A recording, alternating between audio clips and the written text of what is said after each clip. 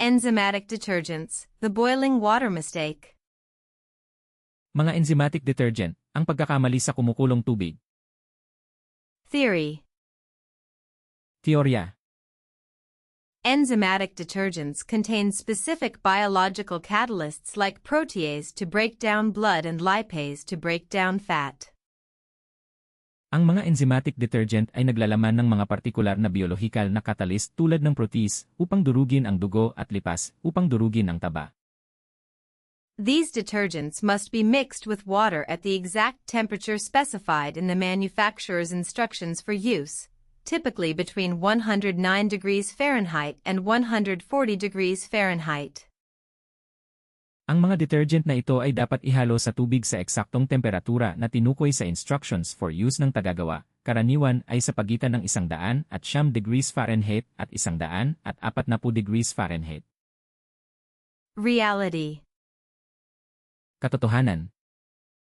In rush decontamination areas, technicians sometimes draw water that is too hot, believing higher temperatures always equal better cleaning power.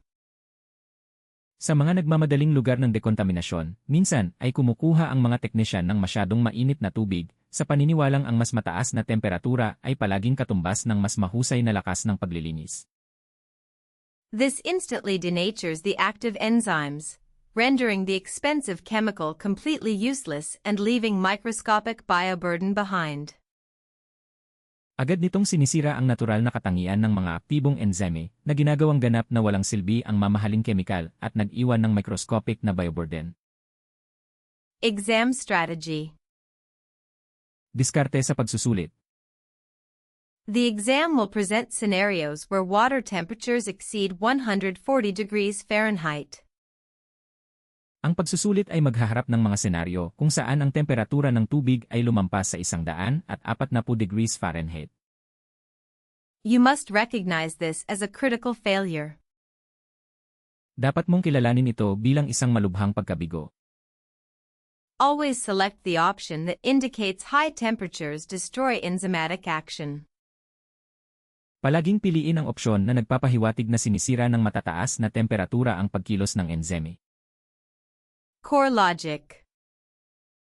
Pangunahing lohika. Enzymes are delicate proteins themselves. Exceeding their thermal threshold breaks their molecular bonds, turning an active cleaning agent into inactive organic waste. Ang mga enzyme mismo ay mga maselang protina. Ang paglampas sa kanilang thermal threshold ay sumisira sa kanilang mga molecular bond na nagpapalit sa isang aktibong ahente sa paglilinis tungo sa isang hindi aktibong organikong basura. Maglalabas kami ng mas maraming bilingwal na video para matulungan ang mga hindi katutubong nagsasalita ng Ingles na mas maintindihan. Mag-subscribe sa channel para mapabilis ang iyong certification journey. Ipagpatuloy ang pagsisikap.